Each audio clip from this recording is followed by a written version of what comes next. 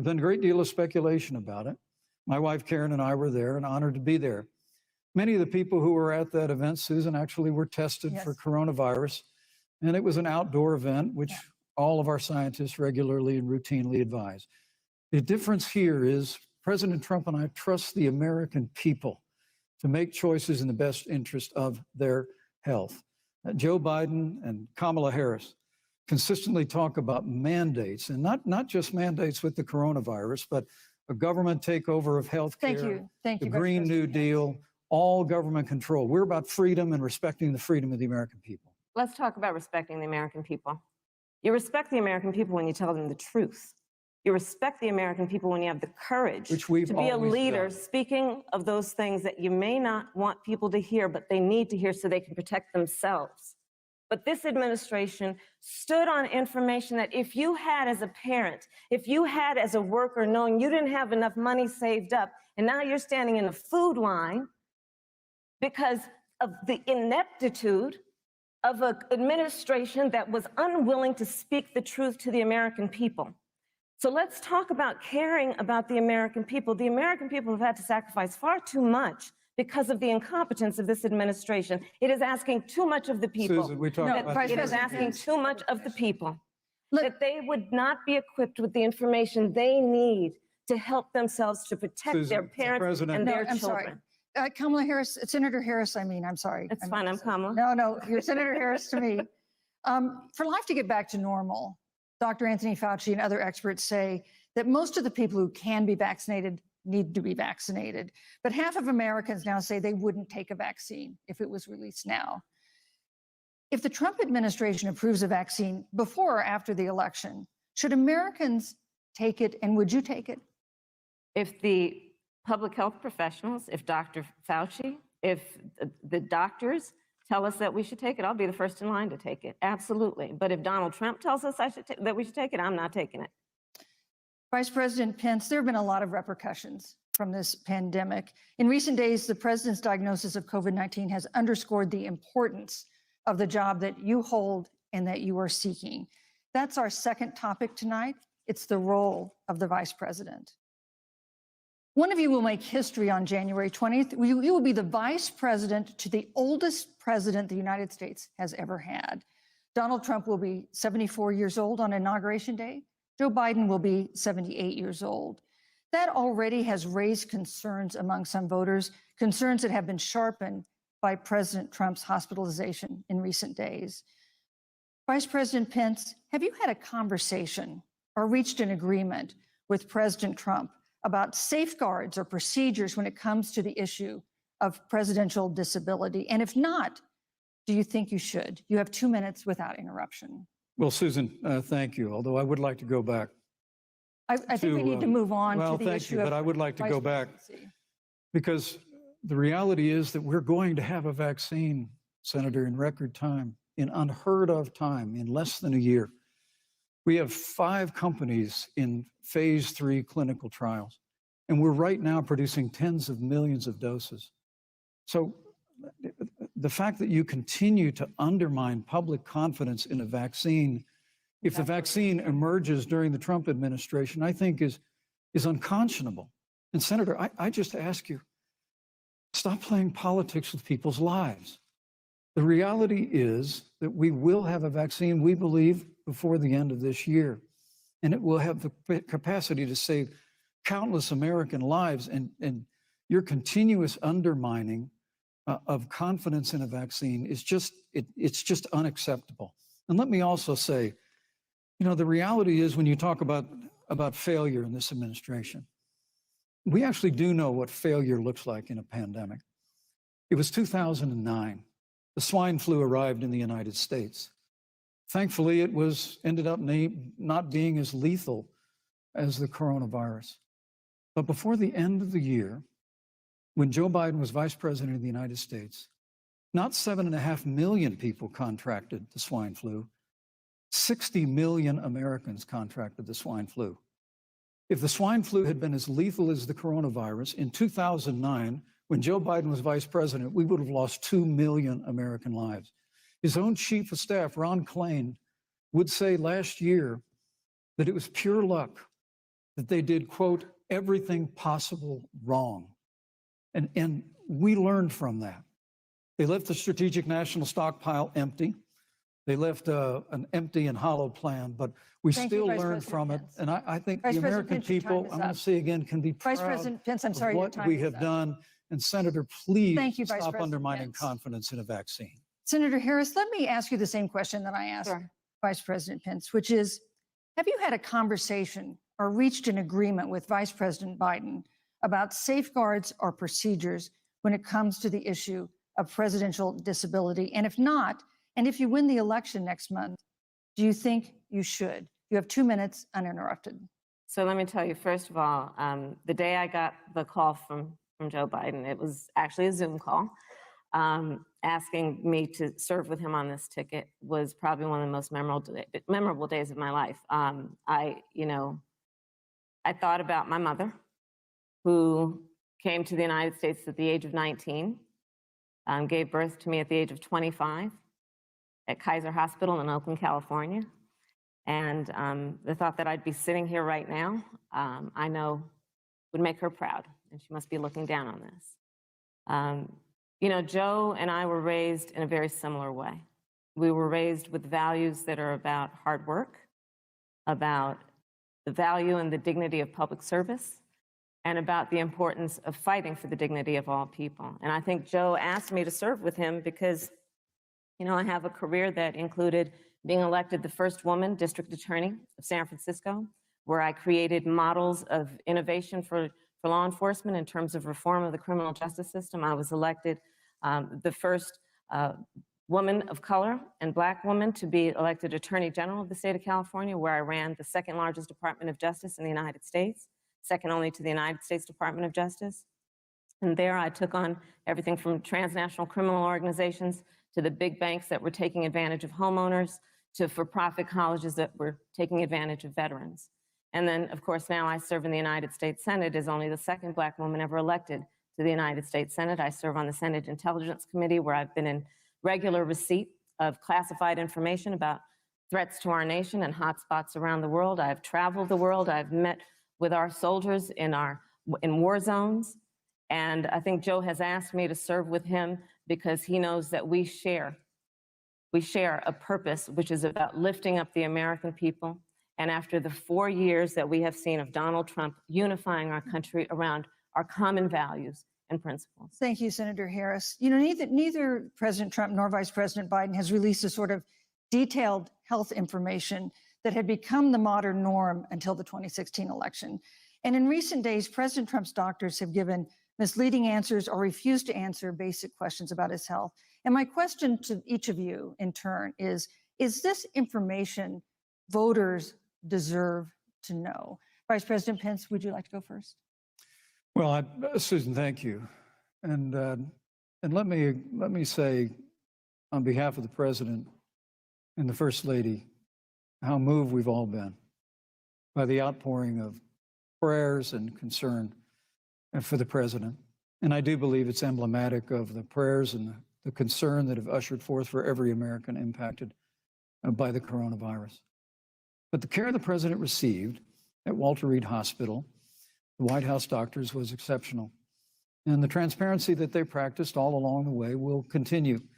The American people have a right to know about the health and well-being of their president, and will continue to do that. But I'm just extremely grateful and was more than a little moved by the broad and bipartisan support. And Senator, I want to thank you and Joe Biden for your expressions of genuine concern. And I also want to congratulate you, as I did on that phone call, on the historic nature of your nomination. Thank you. I never expected to be on this stage 4 years ago, so I know the feeling. But the reality is we've got an election before the American people in the midst of this challenging year. And the stakes have never been higher, but I think the choice has never been clearer. I want to give Senator Harris a chance to respond to the same question I asked, which is, do voters have a right to know more detailed health information about presidential candidates, and especially about presidents, especially when they're facing some kind of challenge? Absolutely. And that's why Joe Biden has been so incredibly transparent, and certainly by contrast, the president has not. both in terms of health records, but also let's look at taxes. We now know, because of great investigative journalism, that Donald Trump paid $750 in taxes. When I first heard about it, I literally said, "You mean $750,000? And it was like, no, $750. We now know Donald Trump owes and is in debt for $400 million. And just so everyone is clear, when we say in debt, it means you owe money to somebody. And it'd be really good to know who the President of the United States, the Commander-in-Chief, owes money to, because the American people have a right to know what is influencing the President's decisions. And is he making those decisions on the best interest of the American people, of you, or self-interest? So, Susan, I'm glad you asked about transparency, because it has to be across the board. Joe has been incredibly transparent over many, many years. The one thing we all know about Joe, he puts it all out there. He is honest, he is forthright. But Donald Trump, on the other hand, has been about covering up everything. Thank you, Senator Harris. I want to give you a chance to respond, Vice President. Well, look, I respect the fact that Joe Biden spent 47 years in public life. I respect your public service as well. Thank you. But the American people have a president who's a businessman, he's a job creator, who's paid tens of millions of dollars in taxes, payroll taxes, property taxes. He's created tens of thousands of American jobs.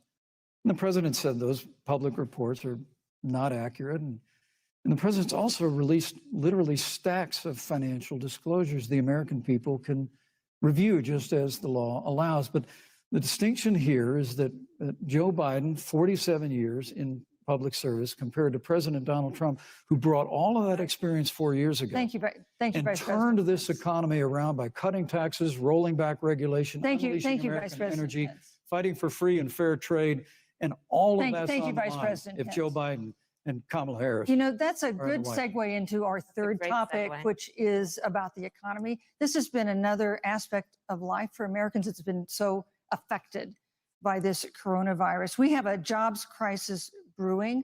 On Friday, we learned that the unemployment rate had declined to 7.9% in September, but the job growth had stalled. And that was before the latest round of layoffs and furloughs in the airline industry at Disney and elsewhere. Hundreds of thousands of discouraged workers have stopped looking for work. Nearly 11 million jobs that existed at the beginning of the year haven't been replaced. Those hardest hit include Latinos, Blacks, and women. Senator Harris, the Biden-Harris campaign has proposed new programs to boost the economy, and you would pay for that new spending by raising $4 trillion in taxes on wealthy individuals and corporations. Some economists warn that could curb entrepreneurial ventures that fuel growth and create jobs.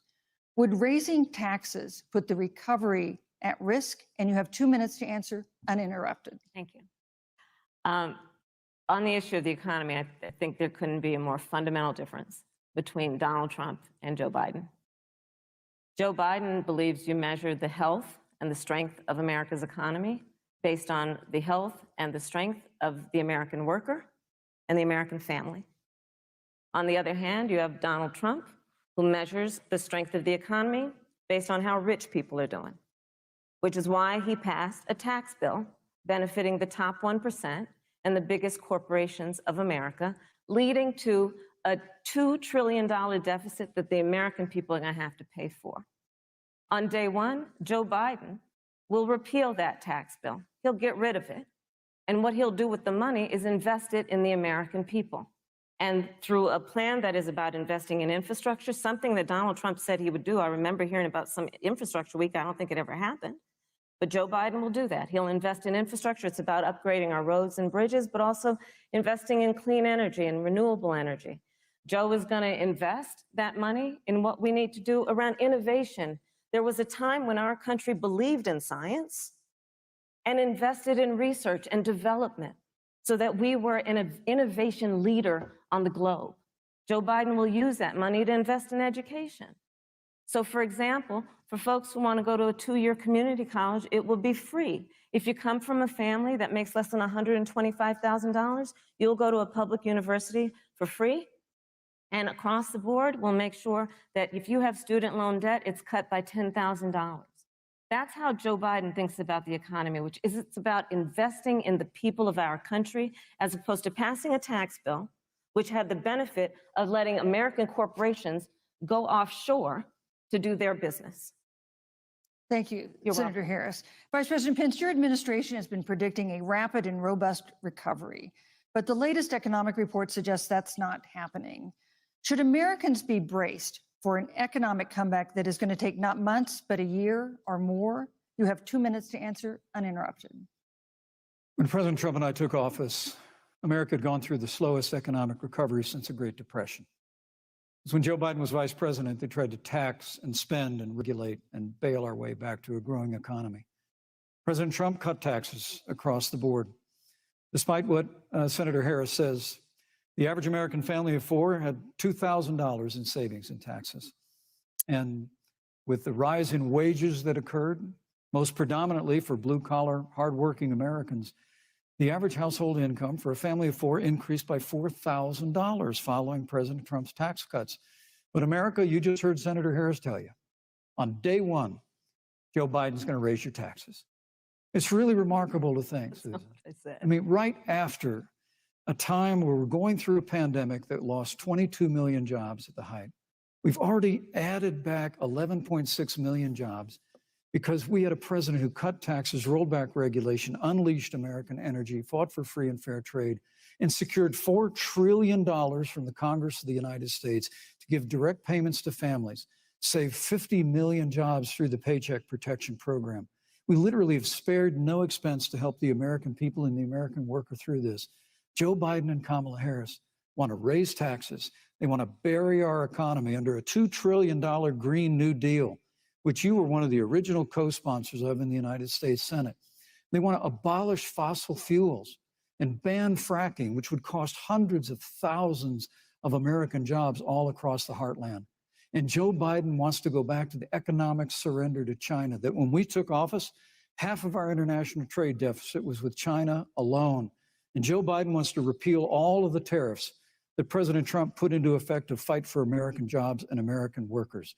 Joe Biden says democracy's on the ballot. Make no mistake about it, Susan. The American economy, the American comeback is on the ballot with 4 more years of growth and opportunity, 4 more years of President Donald Trump. 2021 is going to be the biggest economic year in the history of this country. Thank you, Vice President Pence. Senator Harris. Well, I mean, I thought we saw enough of it in last week's debate, but I think this is supposed to be a debate based on fact and truth. And the truth and the fact is Joe Biden has been very clear. He will not raise taxes on anybody who makes less than $400,000 a year. He said he's going to repeal the Trump tax cuts. Mr. Vice President, I'm speaking. Well, I'm speaking. It'd be important if you said the truth. Joe Biden said twice in the tax cuts. That was tax cuts that gave the average working family $2,000 in a tax break every single year. Senator, that is absolutely not true. That is he only going to repeal part of the Trump tax cuts? If you don't mind letting me finish, we can then have a conversation, okay? Please. Okay. Joe Biden will not raise taxes on anyone who makes less than $400,000 a year. He has been very clear about that. Joe Biden will not end fracking. He has been very clear about that. Joe Biden is the one who, during the Great Recession, was responsible for the Recovery Act that brought America back. And now the Trump-Pence administration wants to take credit when they rode the coattails of Joe Biden's success for the economy that they had at the beginning of their term. Of course, now the economy is a complete disaster.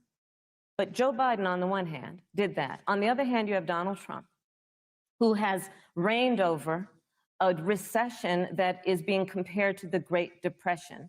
On the one hand, you have Joe Biden, who was responsible with President Barack Obama for the Affordable Care Act, which brought health care to over 20 million Americans and protected people with pre-existing conditions. And what it also did is it saved those families who otherwise were going bankrupt because of hospital bills they could not afford. On the other hand, you have Donald Trump, who's in court right now, trying to get rid of the Affordable Care Act, which means that you will lose protections if you have pre-existing conditions. And this is very important, Susan. Yes, and it's but we need to give Vice President. I'd just like to, he interrupted me, and I'd like to just finish, please.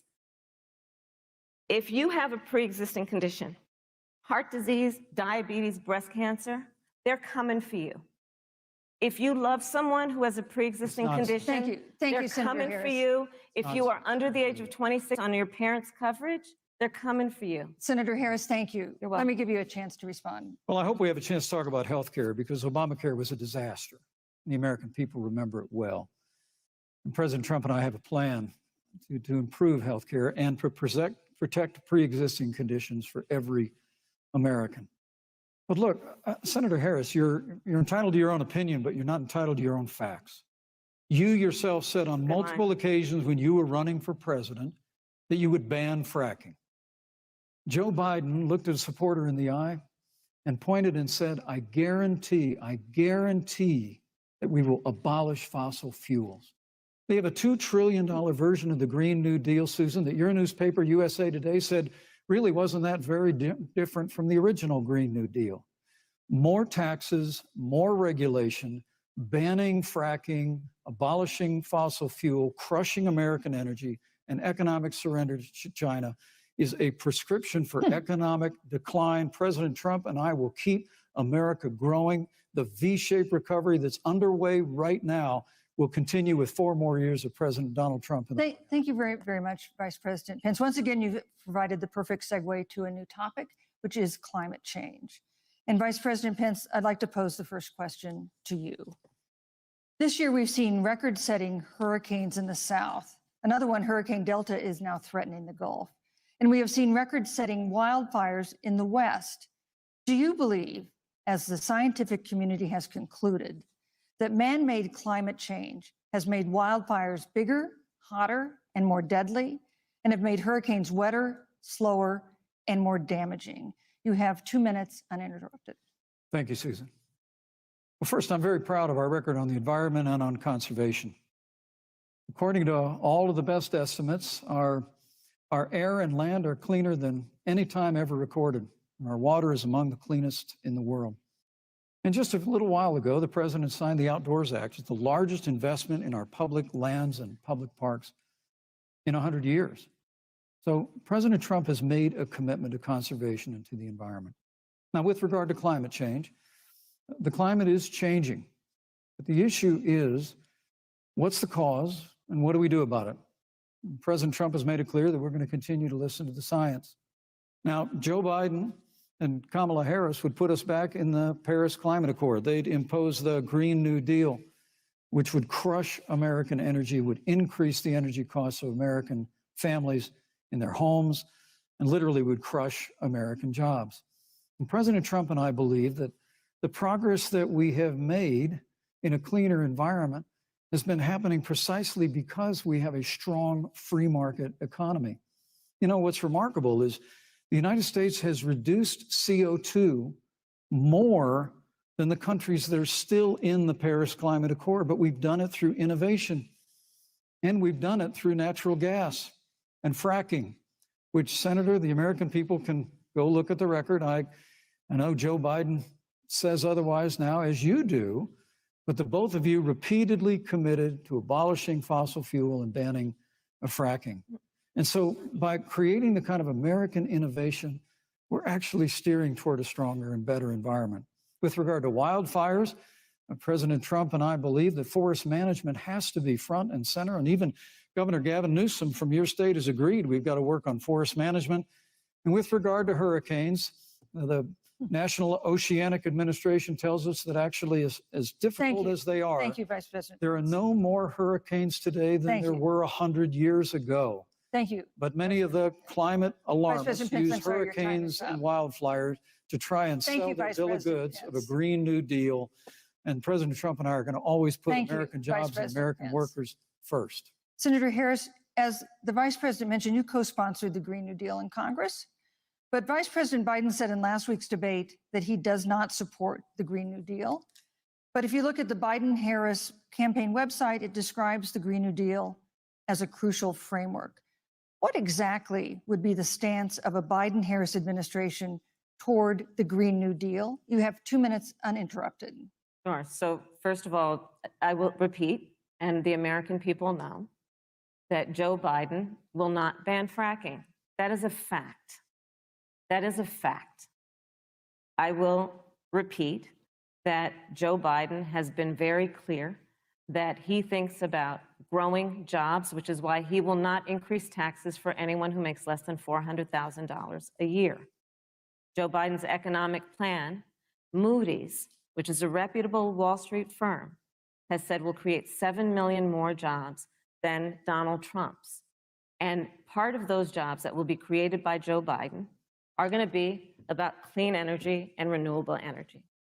Because you see, Joe understands that the west coast of our country is burning, including my home state of California. Joe sees what is happening on the Gulf states, which are being battered by storms. Joe has seen and talked with the farmers in Iowa, whose entire crops have been destroyed because of floods. And so Joe believes, again, in science. I'll tell you something, Susan. I served, when I first got to the Senate, on the committee that's responsible for the environment. Do you know this administration took the word science off the website and then took the phrase climate change off the website? We have seen a pattern with this administration, which is they don't believe in science. And Joe's plan is about saying we're going to deal with it, but we're also going to create jobs. Donald Trump, when asked about the wildfires in California, and the question was, you know, the science is telling us this, you know what Donald Trump said? Science doesn't know. So let's talk about who is prepared to lead our country over the course of the next 4 years on what is an existential threat to us as human beings. Joe is about saying we're going to invest that in renewable energy. It's going to be about the creation of millions of jobs. We will achieve net zero emissions by 2050, carbon neutral by 2035. Joe has a plan. This has been a lot of talk from the Trump administration, and really it has been to go backward instead of forward. We will also re-enter the climate agreement with pride. Senator Harris just said that climate change is an existential threat. Vice President Pence, do you believe that climate change poses an existential threat? As I said, Susan, the climate is changing. We'll follow the science. But once again, Senator Harris is denying the fact that they're going to raise taxes on every American. Joe Biden said twice in the debate last week that on day one, he was going to repeal the Trump tax cuts. Those tax cuts delivered $2,000 in tax relief to the average family of 4 across America. And with regard to banning fracking, I just recommend that people look at the record. You yourself said repeatedly that you would ban fracking. You were the first Senate co-sponsor of the Green New Deal. And while Joe Biden denied the Green New Deal, Susan, thank you for pointing out, the Green New Deal is on their campaign website. And as USA Today said, it's essentially the same plan as you co-sponsored with AOC when she submitted it in the Senate. And you just heard the senator say that she's going to resubmit America to the Paris Climate Accord.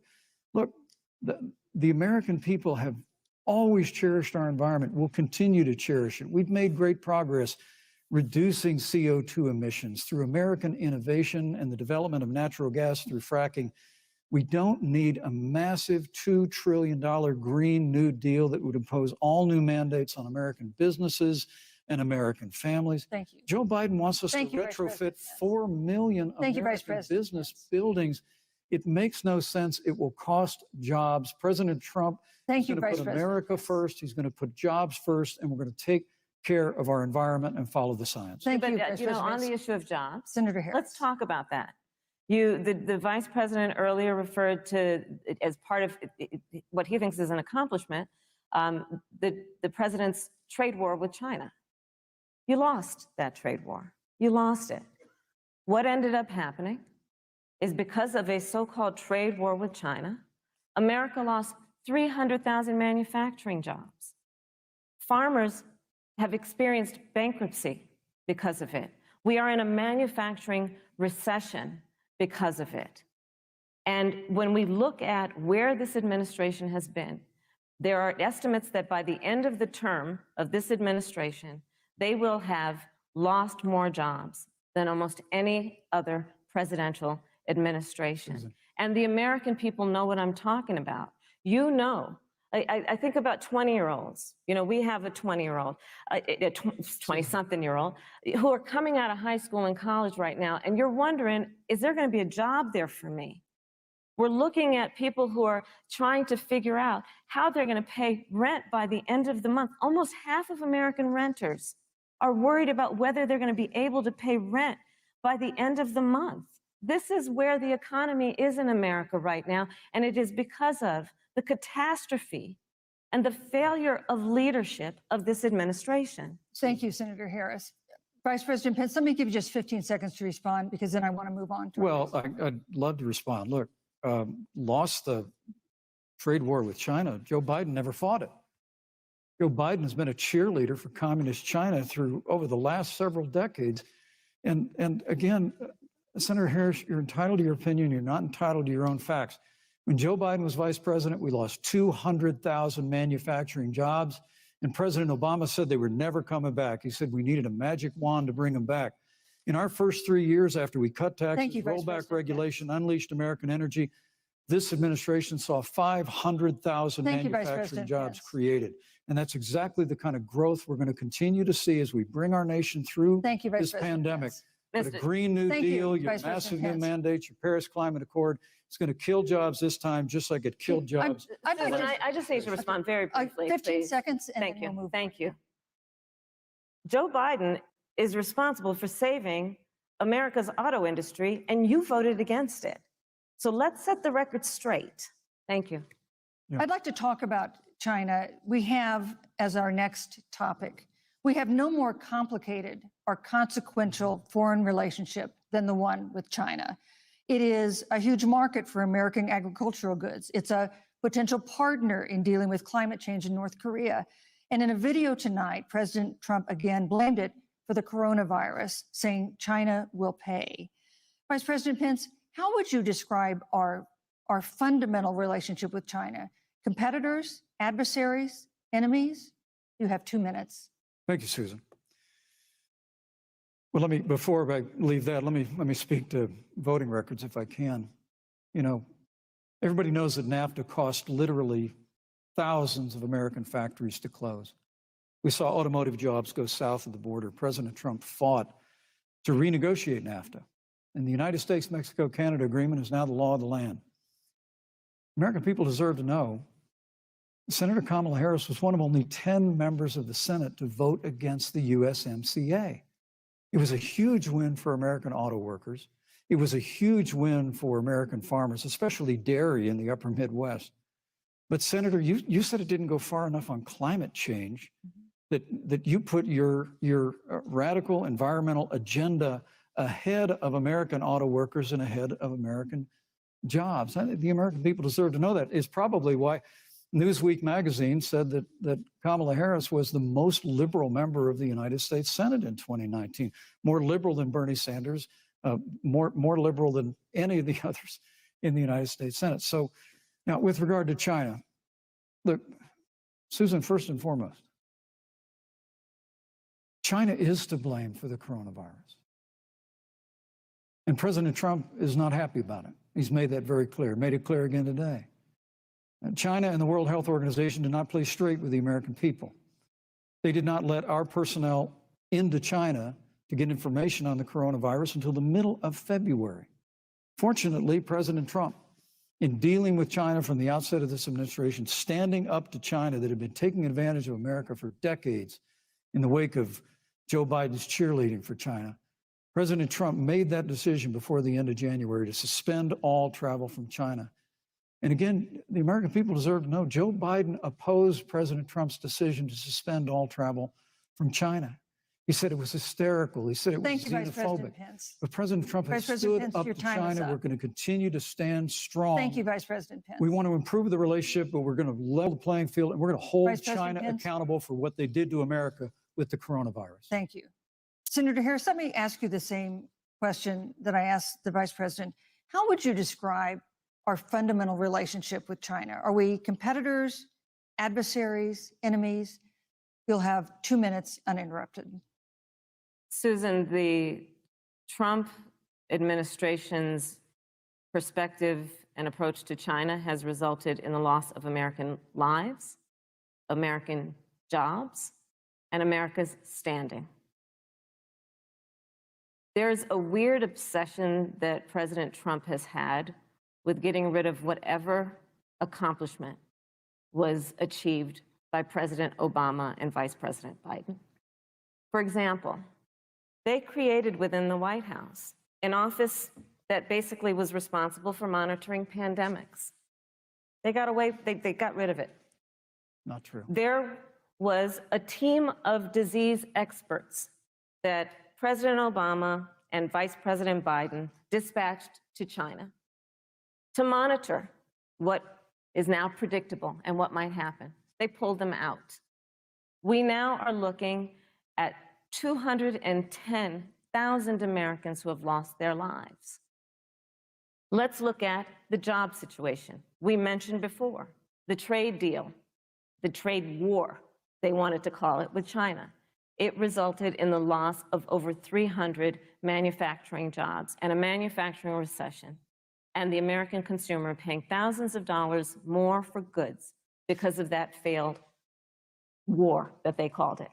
Then let's talk about standing. Pew, a reputable research firm, has done an analysis that shows that leaders of all of our formerly allied countries have now decided that they hold in greater esteem and respect Xi Jinping, the head of the Chinese Communist Party, than they do Donald Trump, the President of the United States, the Commander-in-Chief of the United States. This is where we are today because of a failure of leadership by this administration. Senator Harris, we've seen changes in the role of the United States in terms of global leadership over the past 4 years. And of course, times do change. What's your definition? We've seen strains with China, of course, as the Vice President mentioned. We've seen strains with our traditional allies in NATO and elsewhere. What is your definition of the role of American leadership in 2020? So, you know, Joe is, I love talking with Joe about a lot of these issues. And, you know, Joe, I think he said it quite well. He says, you know, foreign policy, it might sound complicated, but really it's relationships. So just think about it as relationships. And so we know this in our personal and professional relationships. You got to keep your word to your friends. You got to be loyal to your friends. People who've stood with you, got to stand with them. You got to know who your adversaries are and keep them in check. But what we have seen with Donald Trump is that he has betrayed our friends and embraced dictators around the world. Let's take, for example, Russia. So Russia, I serve on the Intelligence Committee of the United States Senate. America's intelligence community told us Russia interfered in the election of the President of the United States in 2016 and is playing in 2020. Christopher Wray, the director of the FBI, said the same. But Donald Trump, the Commander-in-Chief of the United States of America, prefers to take the word of Vladimir Putin over the word of the American intelligence community. You look at our friends at NATO. He's walked away from agreements. You can look at the Iran nuclear deal, which now has put us in a position where we are less safe because they are building up what might end up being a significant nuclear arsenal. We were in that deal, guys. We were in the Iran nuclear deal with friends, with allies around the country. And because of Donald Trump's unilateral approach to foreign policy, coupled with his isolationism, he pulled us out and has made America less safe. So, Susan, it's about relationships. And the thing that has always been part of the strength of our nation, in addition to our great military, has been that we keep our word. But Donald Trump doesn't understand that because he doesn't understand what it means to be honest. Thank you, Senator Harris. Vice President Pence, let me give you a chance to respond. Well, thank you. Well, President Trump kept his word when we moved the American embassy to Jerusalem, the capital of the state of Israel. When Joe Biden was vice president, they promised to do that, and they never did. We've stood strong with our allies, but we've been demanding. NATO is now contributing more to our common defense than ever before, thanks to President Trump's leadership. We've strengthened our alliances across the Asia-Pacific And we've stood strong against those who would do us harm. You know, when President Trump came into office, ISIS had captured an area of the Middle East the size of Pennsylvania. But President Trump unleashed the American military, and our armed forces destroyed the ISIS caliphate and took down their leader, al-Baghdadi, without one American casualty. Al-Baghdadi was responsible for the death of thousands. But notably, America's hearts today are with the family of Kayla Mueller, her parents of which are here with us tonight in Salt Lake City. Today, 2 of the ISIS killers responsible for Kayla Mueller's murder were brought to justice in the United States. Jihadi John was killed on the battlefield along with the other Beetle. The reality is that when Joe Biden was vice president, we had an opportunity to save Kayla Mueller. It breaks my heart to reflect on it, but the military came into the Oval Office, presented a plan. They said they knew where Kayla was. Baghdadi had held her for 18 months, abused her mercilessly before they killed her. But when Joe Biden was vice president, they hesitated for a month. And when armed forces finally went in, it was clear she'd been moved 2 days earlier. And her family says with a heart that broke the heart of every American that if President Donald Trump had been president, they believe Kayla would be alive today. Thank you, Vice Look, President. we destroyed the ISIS caliphate.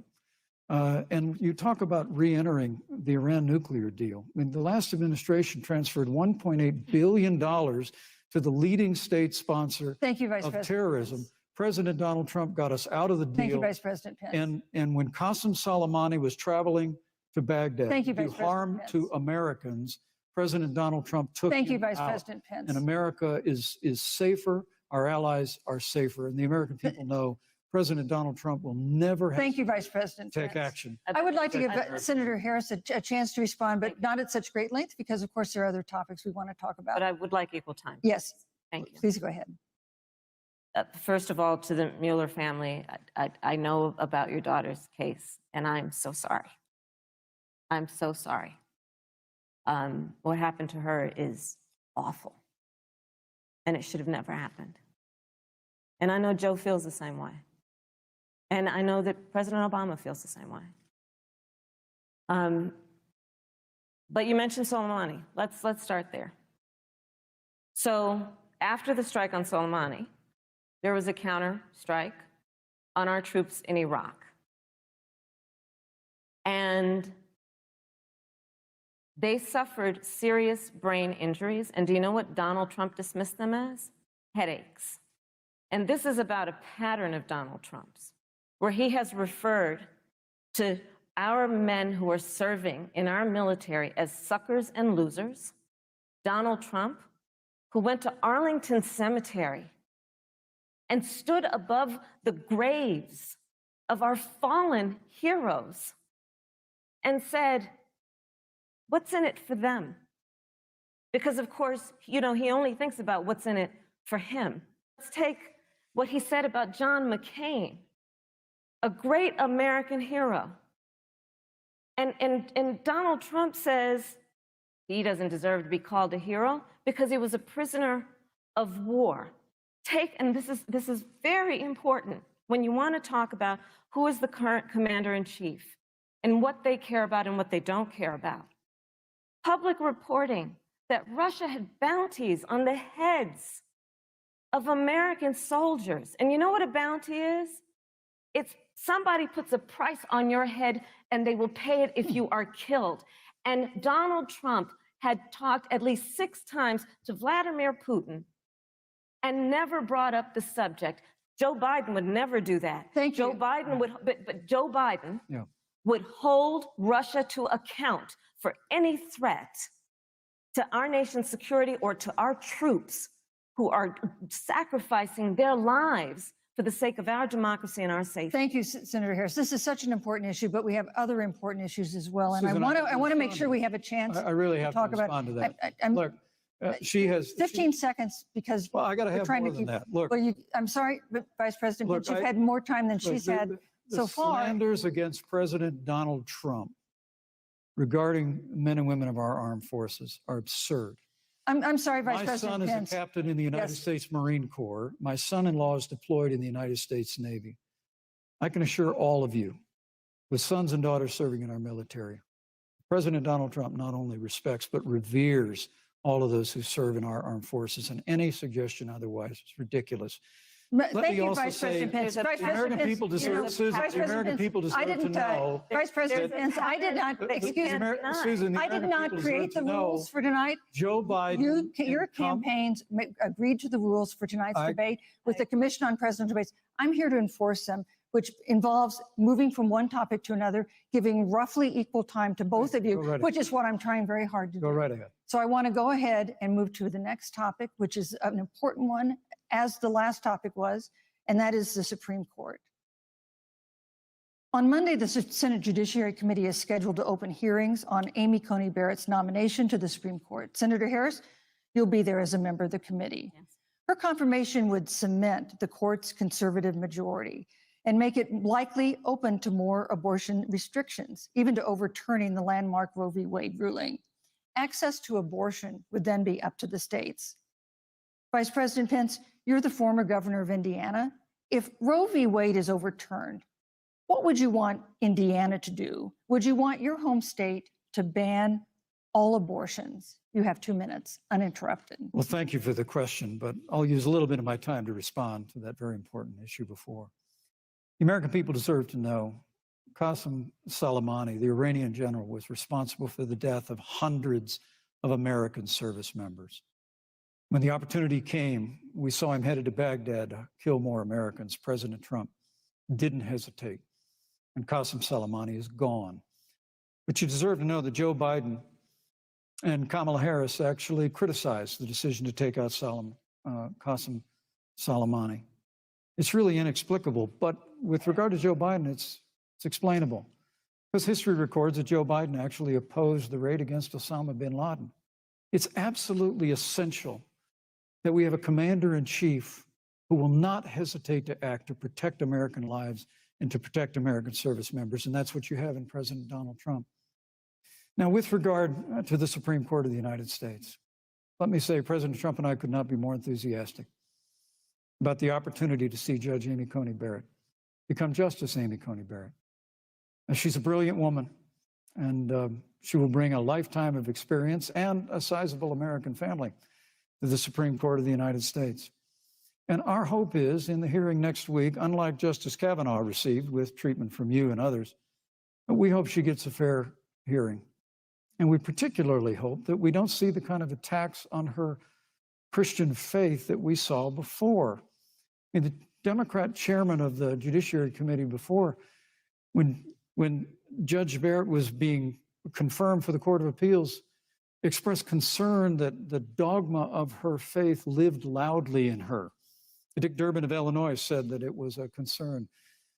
Senator, I know one of our judicial nominees, you actually attacked because they were a member of the Catholic Knights of Columbus, just because the Knights of Columbus holds pro-life views. And Thank you, Vice President Pence. So Your my time hope is is up. that when the hearing takes place, Thank you, Vice President Pence. that Judge Amy Coney Barrett will be respected, Thank you, treated Vice President respectfully, Pence. voted and confirmed Thank to the you. Supreme Court of the United States. Senator Harris, you're the senator from and former Attorney General of California. So let me ask you a parallel question to the one I posed to the Vice President.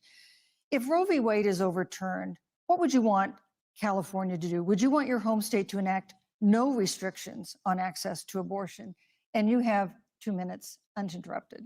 Thank you, Susan. First of all, Joe Biden and I are both people of faith, and it's insulting to suggest that we would knock anyone for their faith. And in fact, Joe, if elected, will be only the second practicing Catholic as president of the United States. On the issue of this nomination, Joe and I are very clear, as are the majority of the American people. We are 27 days before the decision about who will be the next president of the United States. And, you know, before, when this conversation has come up, you know, it's been about election year or election time. We're literally in an election. Over 4 million people have voted. People are in the process of voting right now. And so Joe has been very clear, as the American people are. Let the American people fill that seat in the White House, and then we'll fill that seat on the United States Supreme Court. And to your point, Susan, the issues before us couldn't be more serious. There's the issue of choice, and I will always fight for a woman's right to make a decision about her own body. It should be her decision and not that of Donald Trump and the Vice President, Michael Pence. But let's also look at what else is before the court. It's the Affordable Care Act. Like, literally in the midst of a public health pandemic, when over 210,000 people have died and 7 million people probably have what will be in the future considered a pre-existing condition because you contracted the virus. Donald Trump is in court right now trying to get rid of the Affordable Care Act. And I said it before, and it bears repeating. This means that there will be no more protections if they win for people with pre-existing conditions. Yeah. This means that over 20 million people will lose your coverage. It means that if you're under the age of 26, you can't stay on your parents' coverage anymore. And here's the thing, the contrast couldn't be more clear. They're trying to get rid of the Affordable Care Act. Joe Biden is saying, let's expand coverage. Let's give you a choice of a public option or private coverage. Let's bring down premiums. Thank you, Senator Let's Harris. lower Medicare eligibility to 60. Thank you, Senator. That's true Harris. leadership. You know, you mentioned earlier, Vice President Pence, that the president was committed to maintaining protections for people with pre-existing conditions. But you do have this court case that you are supporting, your administration supporting, that would strike down the Affordable Care Act.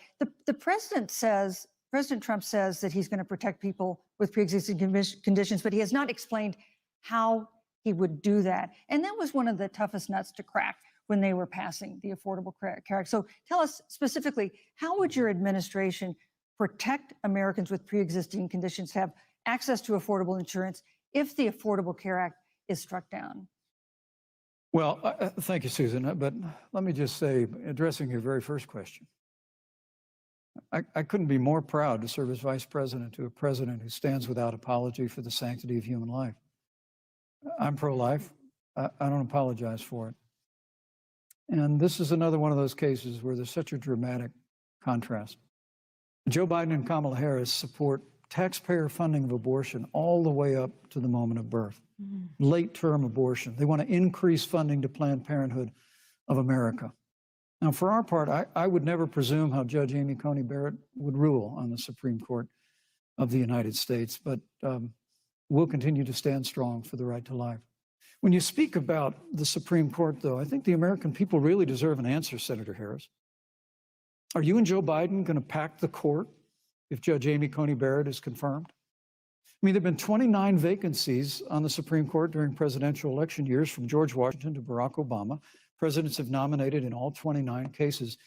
But your party is actually openly advocating adding seats to the Supreme Court, which has had 9 seats for 150 years, if you don't get your way. This is a classic case of, if you can't win by the rules, you're going to change the rules. Now, you've refused to answer the question. Joe Biden has refused to answer the question. So I think the American people would really like to know, if Judge Amy Coney Barrett is confirmed to the Supreme Court of the United States, are you and Joe Biden, if somehow you win this election, going to pack the Supreme Court to get your way?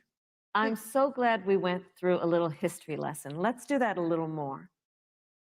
In 1864. Well, I'd like you to answer the question. No, Mr. Vice President, I'm speaking. I'm speaking. Okay. In 1864, one of the, I think, political heroes, certainly of the president, I assume if you also, Mr. Vice President, is Abraham Lincoln. Mm-hmm. Abraham Lincoln was up for re-election, and it was 27 days before the election, and a seat became open on the United States Supreme Court. Abraham Lincoln's party was in charge not only of the White House, but the Senate.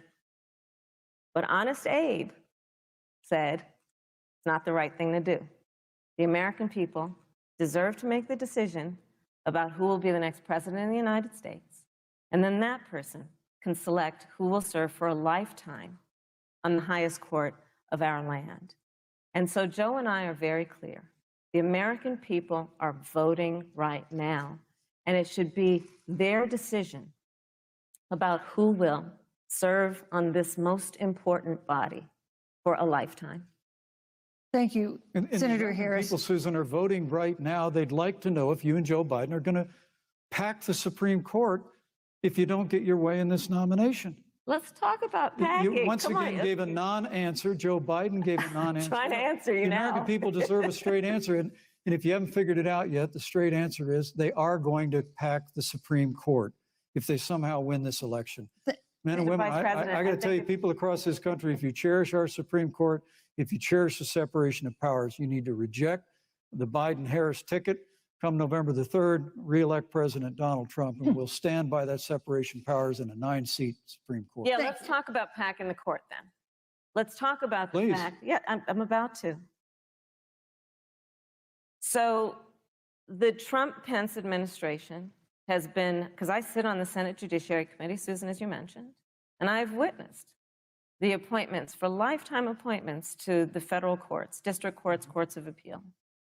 People who are purely ideological, people who have been reviewed by legal professional organizations and found to have been not competent, are substandard.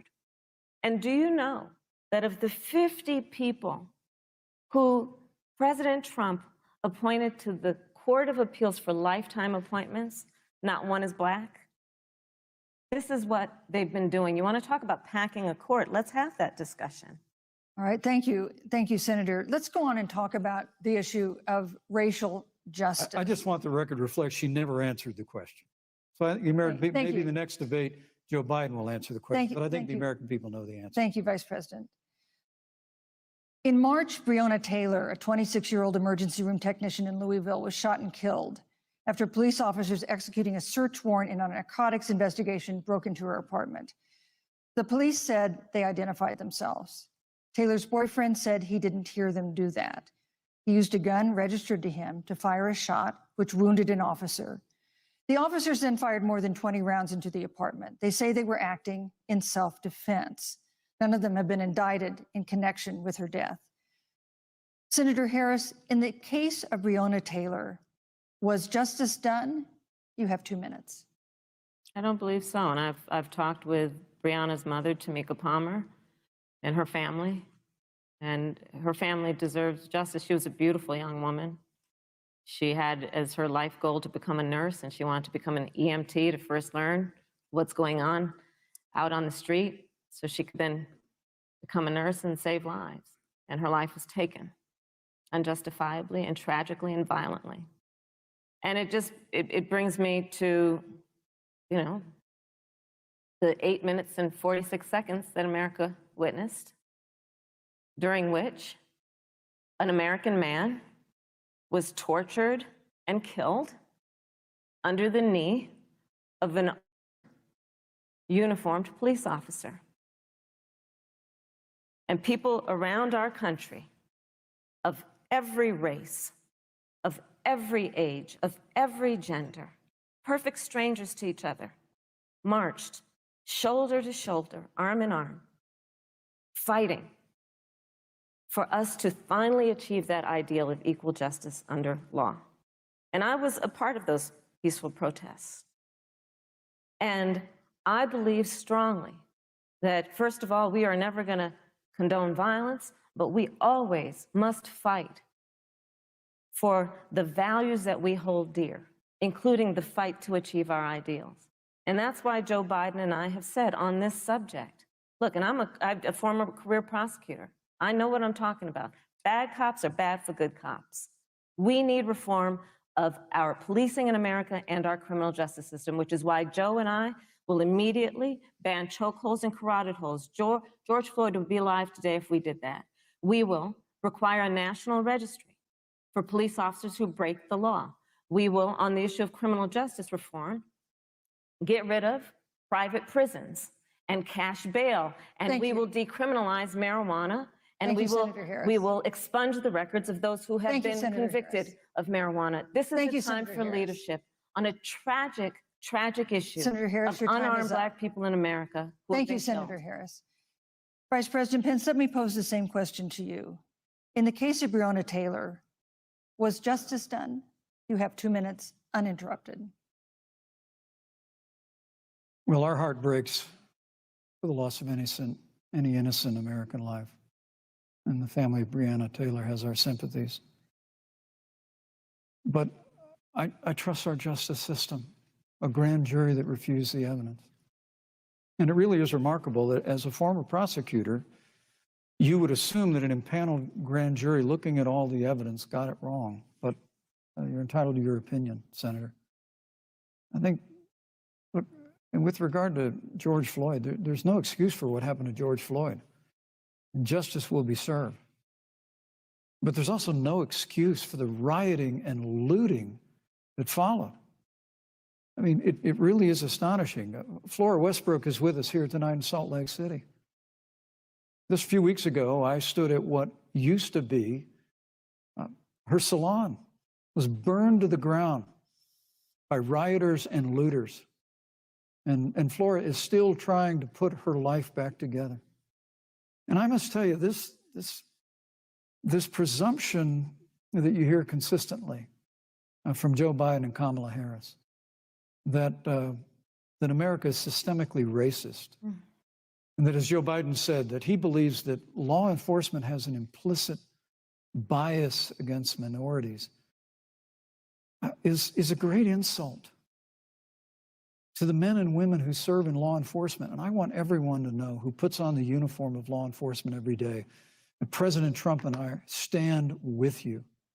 And it is remarkable that when Senator Tim Scott tried to pass a police reform bill, brought together a group of Republicans and Democrats, Senator Harris, you got up and walked out of the room.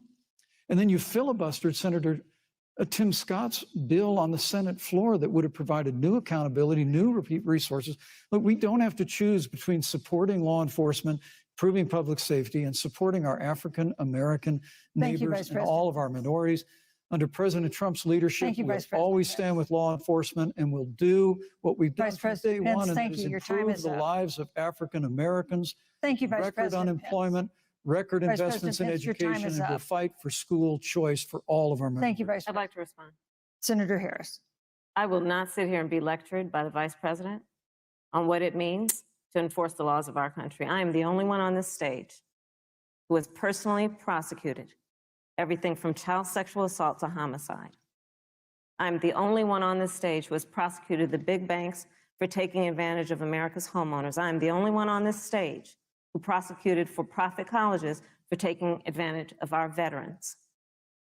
And the reality of this is that we are talking about an election in 27 days, where last week, the President of the United States took a debate stage in front of 70 million Americans and refused to condemn white supremacists. Not true. And not true. It wasn't like he didn't have a chance. He didn't do it, and then he doubled down. And then he said, when pressed, stand back, stand by. And this is a part of a pattern of Donald Trump's. He called Mexicans rapists and criminals. He instituted as his first act a Muslim ban. On the issue of Charlottesville, where people were peacefully protesting the need for racial justice, where a young woman was killed. And on the other side, there were neo-Nazis carrying tiki torches, shouting racial epithets, anti-Semitic slurs. And Donald Trump, when asked about it, said, there were fine people on both sides. This is who we have as the President of the United States. And America, you deserve better. Joe Biden will be a president who brings our country together. Senator Harris. And recognizes the beauty in our diversity and the fact that we all have so much more in common than what separates us. Vice President Pence, let me give you a minute to respond. Thank you, Susan. I appreciate that very much.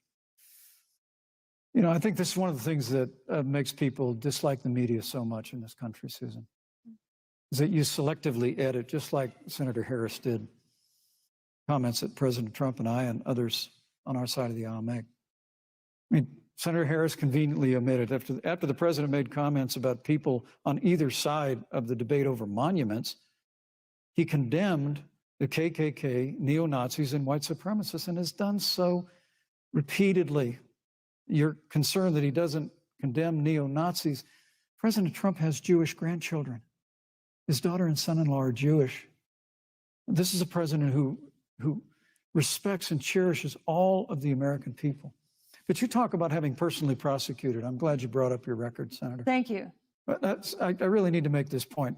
When you were DA in San Francisco, when you left office, African Americans were 19 times more likely to be prosecuted for minor drug offenses than whites and Hispanics. When you were Attorney General of California, you increased the disproportionate incarceration of blacks in California. Yeah. You did nothing on criminal justice reform in California. You didn't lift a finger to pass the First Step Back on Capitol Hill. I mean, the reality is your record speaks for itself. President Trump and I have fought for criminal justice reform. Thank you, Vice President We fought for educational choice and opportunities for African Americans, all of our Thank you, minorities. sir. And we'll do it for 4 more Thank you. years. You know, there is no more important issue than the final issue that we're going to talk about tonight, and that is the issue of the election itself. Susan, he attacked my record. I would like an opportunity to respond. Let me give you 30 seconds because we're running out of time. I appreciate that. First of all, having served as the Attorney General of the state of California, the work that I did is a model of what our nation needs to do, and we will be able to do under a Joe Biden presidency.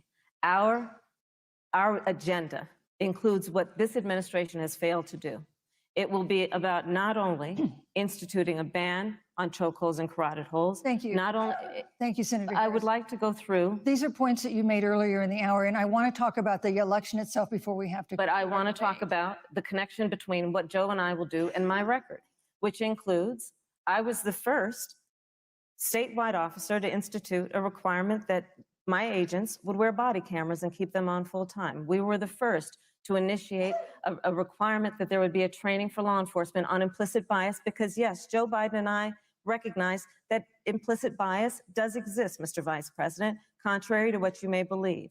We did the work of instituting reforms that were about investing in reentry. This is the work that we have done and the work we will do going forward. And again, I will not be lectured by the Vice President on our record of what we have done in terms of law enforcement and keeping our communities safe and a commitment to reforming the criminal justice system of America. Thank you, Senator Harris. And I'd like to pose I'd like you to respond first to the question on our final topic, the election itself. President Trump has several times refused to commit himself to a peaceful transfer of power after the election. If your ticket wins and President Trump refuses to accept a peaceful transfer of power, what steps would you and Vice President Biden then take? What would happen next? You have 2 minutes. So I'll tell you, Joe and I are, I think, particularly proud of the coalition that we've built around our campaign. We probably have one of the broadest coalitions of folks that you've ever seen in a presidential race. Of course, we have the support of Democrats, but also independents and Republicans. In fact, 7 members of President George W. Bush's cabinet are supporting our ticket.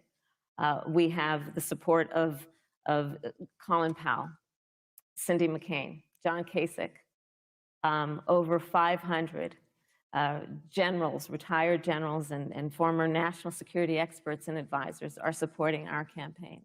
And I believe they are doing that because they know that Joe Biden has a deep, deep-seated commitment to fight for our democracy and to fight for the integrity of our democracy and to bring integrity back to the White House. And so we believe in the American people. We believe in our democracy. And here's what I'd like to say to everybody. Vote. Please vote. Vote early. Come up with a plan to vote. Go to iwillvote.com. You can also go to joebiden.com. We have it within our power in these next 27 days to make the decision about what will be the course of our country for the next 4 years. And it is within our power, and if we use our vote and we use our voice, we will win. And we will not let anyone subvert our democracy with what Donald Trump has been doing, as he did on the debate stage last week, when again in front of 70 million people, he openly attempted to suppress the vote. Joe Biden, on the other hand, on that same debate stage, because clearly Donald Trump doesn't think he can run on a record because it's a failed record, Joe Biden on that stage said, hey, just please vote. So I'll repeat what Joe said. Please vote.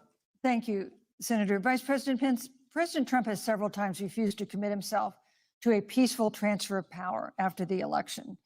If Vice President Biden is declared the winner and President Trump refuses to accept a peaceful transfer of power, what would be your role and responsibility as Vice President? What would you personally do? You have 2 minutes. Well, Susan, first and foremost, I think we're going to win this election. Because while Joe Biden and Kamala Harris rattle off a long litany of the establishment in Washington, D.C., an establishment that Joe Biden's been a part of for 47 years, President Donald Trump has launched a movement of everyday Americans from every walk of life.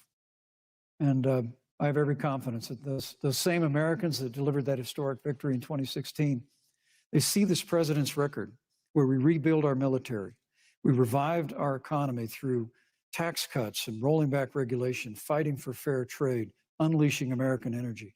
We appointed conservatives to our federal courts at every level. And we stood with the men and women of law enforcement every single day. And I think that movement of Americans has only grown stronger in the last 4 years. But when you talk about accepting the outcome of the election, I must tell you, Senator, your party has spent the last 3.5 years trying to overturn the results of the last election. It's amazing. When Joe Biden was vice president of the United States, the FBI actually spied on President Trump and my campaign. I mean, there were documents released this week that the CIA actually made a referral to the FBI documenting that those allegations were coming from the Hillary Clinton campaign. And of course, we've all seen the avalanche, what you put country through for the better part of 3 years until it was found that there was no obstruction, no collusion, case closed.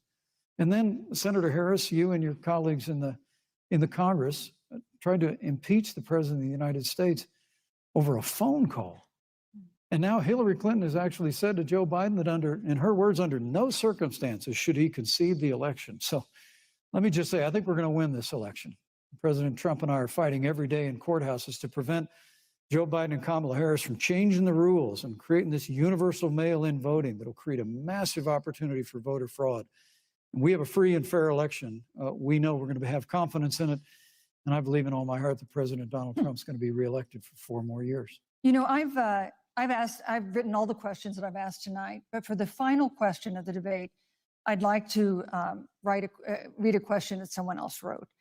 The Utah Debate Commission asked students in the state to write essays about what they would like to ask you. And I want to close tonight's debate with the question posed by Brecklin Brown.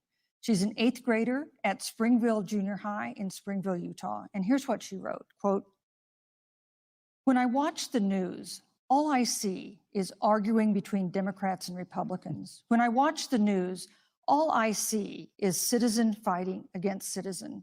When I watch the news, all I see are 2 candidates from opposing parties trying to tear each other down. If our leaders can't get along, how are the citizens supposed to get along?" And then she added, "Your examples could make all the difference to bring us together," end quote. So to each of you in turn, I'd like you to take 1 minute and respond to Brecklin. Vice President Pence, you have 1 minute. Brecklin, it's a wonderful question. And let me just commend you for taking an interest in public life. I started following the news when I was very young. And in America, we believe in a free and open exchange of debate. And we celebrate that. And it's how we've created literally the freest and most prosperous nation in the history of the world. But I would tell you that don't assume that what you're seeing on your local news networks is synonymous with the American people. You know, I look at the relationship between Justice Ruth Bader Ginsburg, the late justice who we just lost from the Supreme Court, and the late Justice Antonin Scalia. They were on polar opposites on the Supreme Court of the United States, one very liberal, one very conservative. But what's been learned since her passing was the 2 of them and their families were the very closest of friends. I mean, here in America, we can disagree. We can debate vigorously, as Senator Harris and I have on this stage tonight. But when the debate is over, we come together as Americans. And that's what people do in big cities and small towns all across this country. So I just want to encourage you, Brecklin. I want to tell you that we're going to work every day to have government as good as our people.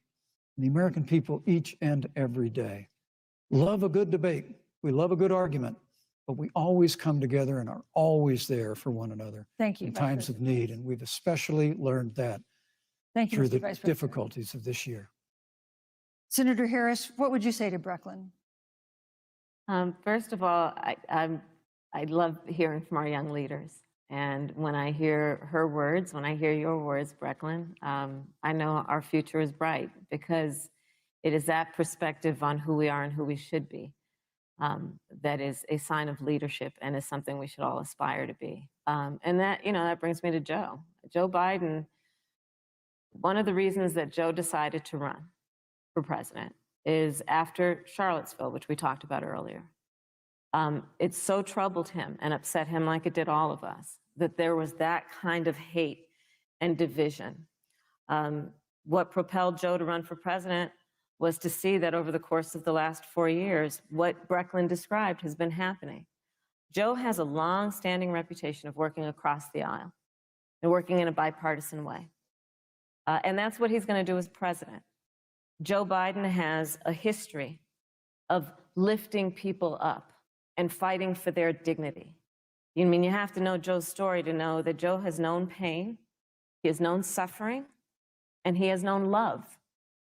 And so, Brecklin, when you think about the future, I do believe the future is bright. And it will be because of your leadership, and it will be because we fight for each person's voice through their vote, and we get engaged in this election because you have the ability through your work and through eventually your vote Thank you, to Senator determine Harris. the future of our country and what its leadership looks like. Thank you, Senator Harris. Thank you, Vice President Pence. Thank you so much for being with us tonight.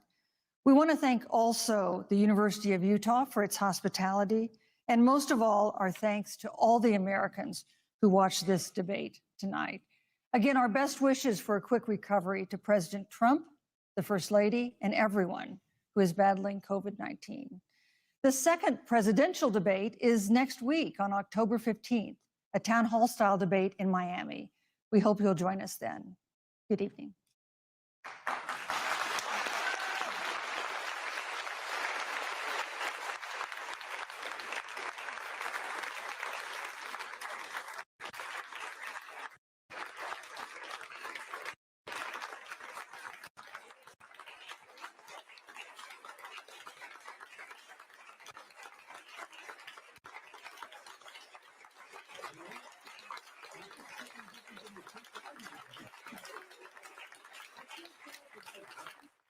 I can't tell if I hated it. It was boring at times, but also it was kind of cool. Look, for one, let's be honest. I wasn't sure what Mike Pence was going to bring tonight. I had no idea what Mike Pence was going to bring.